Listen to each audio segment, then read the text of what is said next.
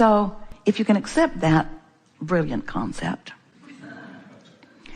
and then you add to it your understanding that here in this sifting through the variety of your life experience, you're constantly knowing what you want. Preferences are born within you all day, every day. You can't have a conversation with anyone. You can't eat a meal because your eternal orientation is this never-ending expansion.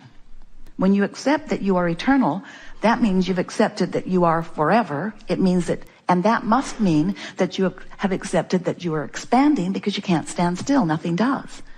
So when you couple our brilliant analogy of looking forward rather than down through the floorboards of your car, and you begin to take this broad view of this eternal being that you are, then if you can incorporate this understanding to acknowledge that what is always, only, ever the bouncing off place for more. But it's not just that. It's that all of the joy and all of the exhilaration is looking toward what's coming. Now, it's really, really, really, really fun when you get oriented and pointed in the direction of what you've become. And we want to tell you why. Because this larger part of you who remains non-physically focused is holding steadily the vibrations that you have been incrementally providing. In other words, the larger part of you remains non-physically focused, while this part that you know as you is here. But this important part that you know is here, as you in this personality, sifting through the contrast, knowing what you don't want, knowing what you do want, knowing what you don't want, knowing what you do want. If you don't want it a little, you'd want it a little. If you really don't want it, you really want it. In other words, this contrast serving all of you, all of us, perfectly.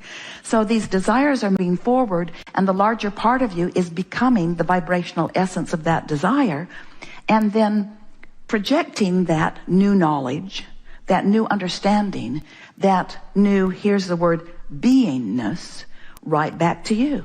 Which means when you want it, Source is it and reflects it to you. That's what that instant manifestation is that you've been talking about. You want it, Source is it, reflects it back to you. But the question is, when Source is reflecting it back to you, where are you? Where are you? And you say, well, I'm doing my part, Abraham.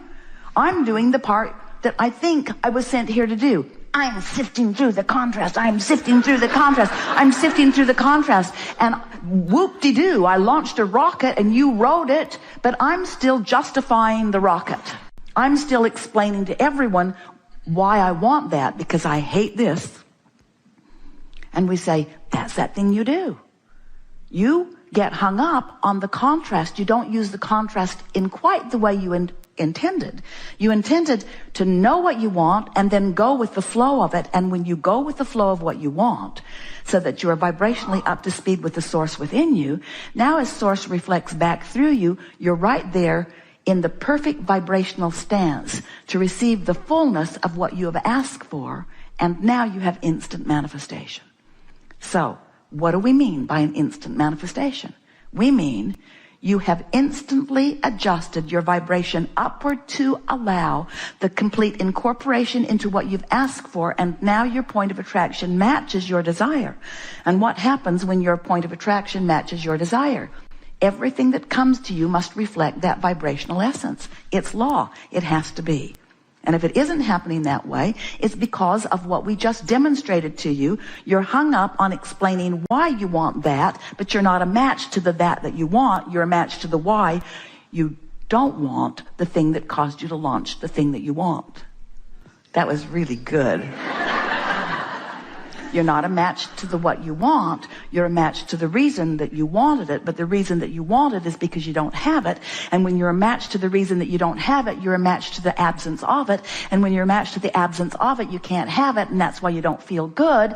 And that's why you don't allow the fullness of who you are, who has it and is it and bees it, to be right there with you now. You've got it pinched off because you're a match to the absence of it and to the instead of to the having of it. Couldn't be clearer, could it? Couldn't be clearer. Doesn't that just make perfect sense to you? Aren't you really wanting to be a vibrational match to what you're wanting? So then, does it not occur to you, if this is true, and it is, everything that you or anyone has ever wanted or ever will want, you want it because you believe you will feel better in the habit. that then it must come. In other words, if it's true that everything you want is because you want to feel good, then isn't the true manifestation that you're reaching for, isn't the manifestation that you're looking for the emotional response to the thing you're trying to create? Isn't it? Now, some of you are afraid to say yes to that because you think we're going to then announce to you, good, then no longer want anything.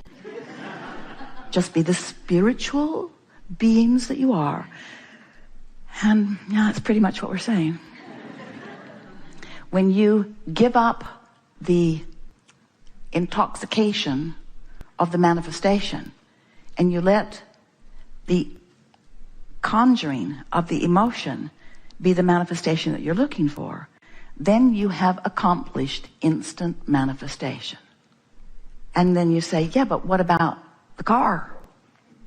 What about the lover? What about the pile of money? What about the physical conditions? What about? And we say, it has to come. That all must come. That all must come. But if you make your emotion conditional upon it coming, it can't come if your emotion is tied to the absence of it. So how do you make your emotion tied to something that you don't have? That's the kicker, isn't it? How do I make my emotion be a response to something that isn't yet? And we say, because you're smart. You have the ability to do that. Sometimes you have to get more general. In other words, sometimes you have to remind yourself, well, I believe in law of attraction. It's proven itself to me over and over again. I believe in my ability to focus. I've showed myself that on many occasions.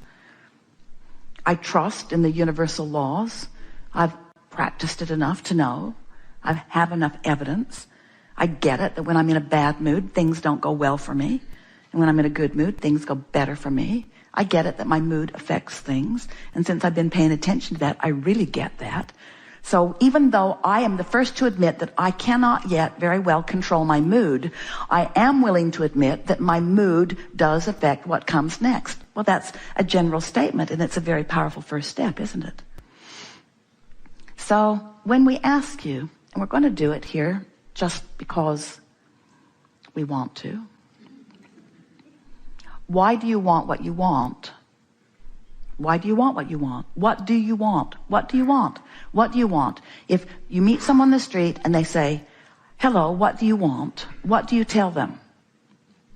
Well, now we've coached you into the perfect answer. But what kind of things do you tell normal people? Well, I want a better job. And I want my body to look better or feel better. Or I want more money. I want more freedom.